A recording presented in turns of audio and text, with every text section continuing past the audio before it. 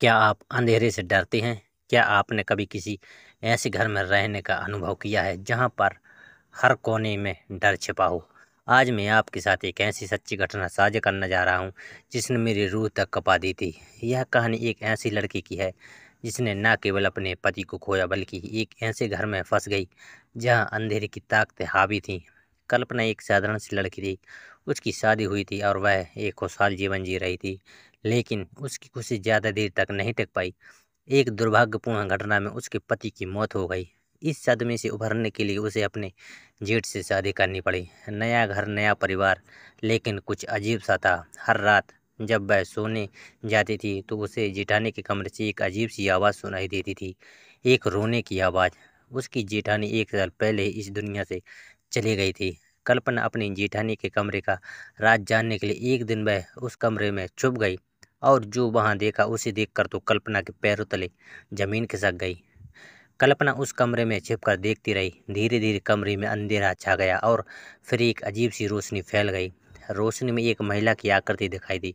वह महिला कल्पना की जेठानी ही थी। जेठानी के चेहरे पर गहरे निशान थे और उसकी आंखें खून से लाल थीं। वह कल्पना की ओर बढ़ रही थी। कल्पना डर के मारे चीख उठी और कमरे से भाग निकली। कल्पना को समझ नहीं आ रहा था कि वह क्या करे। वह अपने पति और जेठानी दोनों की मौत से बहुत दुखी थी। उसे लगा कि शायद उसकी जेठानी की आत्मा उसे कुछ बताना चाहती है। कल्पना ने एक तांत्रिक से संपर्क किया। तांत्रिक ने कल्पना को बताया कि उसकी जेठानी की हत्या हुई है और उसकी आत्मा को शांति नहीं मिल रही है।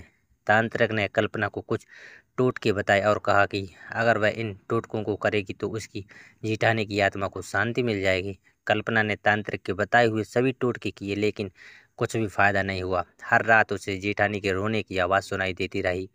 कल्पना बहुत परेशान हो गई थी। उसे लगा कि शायद उसे इस घर को छोड़कर जाना चाहिए था, लेकिन वह कहीं और जाकर कहाँ रहती? वह तो अकेली थी। कल्पना की बेचैनी दिन ब दिन बढ़ती जा रही थी। तांत्रिकों, पंडितों सभी ने हाथ खड़े कर दिए थे। एक रात जब कल्पना अपनी जेठानी के कमरे के बाहर खड़ी थी, उसे एक अजीब सी आवाज़ सुनाई दी। यह उसकी जेठानी की आवाज़ नहीं थी, बल्कि एक पुरानी औरत की आवाज़ थी। आवाज़ कह रही थी, कल्पना, तुझे इस घर से निकल जाना चाहिए। यह घर शापित है। कल्पना डर के मारे काँप उठी।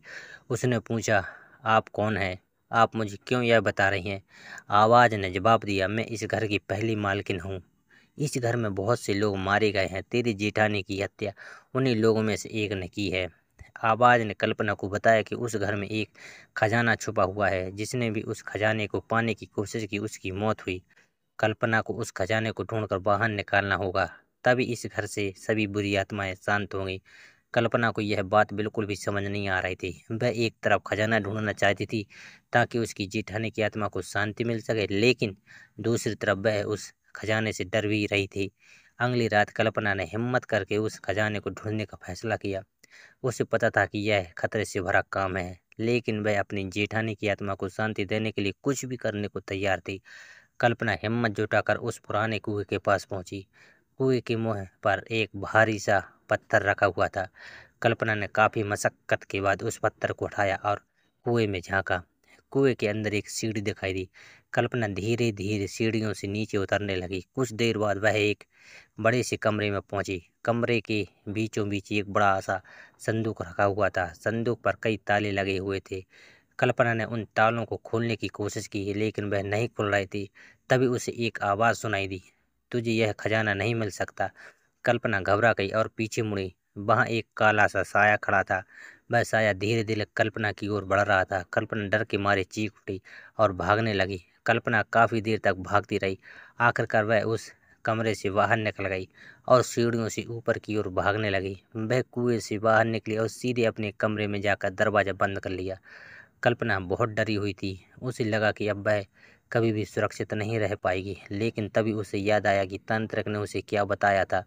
तांत्रिक ने कहा था कि अगर वह खजाने को ढूंढ लेती है तो सभी बुरी आत्माएं शांत हो जाएंगी। कल्पना हिम्मत जुटाकर फिर से कुएं के पास गई। इस बार वह डरी हुई नहीं थी। उसने सोचा कि अगर उसे मरना है तो वह खजाने को ढूंढकर ही मरेगी। कल्पना ने उस साए से लड़ाई की।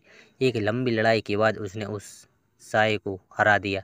फिर उसने संदूक के ताले खोले और संदूक को खोला। संदूक के अंदर सोने के सिक्के और जवाहरात थे। कल्पना ने खजाना उठाया और कुएं से बाहर निकल आई। उसने खजाने को अपने घर में छुपा दिया। अगली सुबह जब वह उठी तो उसने देखा कि उसका घर बिल्कुल साफ सुथरा था। जेठानी के कमरे से अब कोई आवाज़ नहीं आ रही थी। कल्पना को लगा कि उसकी जेठानी की आत्मा को आखिरकार शांति मिल गई है। उसने उस खजाने को गरीबों में बांट दिया। कल्पना ने एक नया जीवन शुरू किया। वह एक खुशहाल जीवन जीने लगी। तो दोस्तों, यह थी आज की कहानी।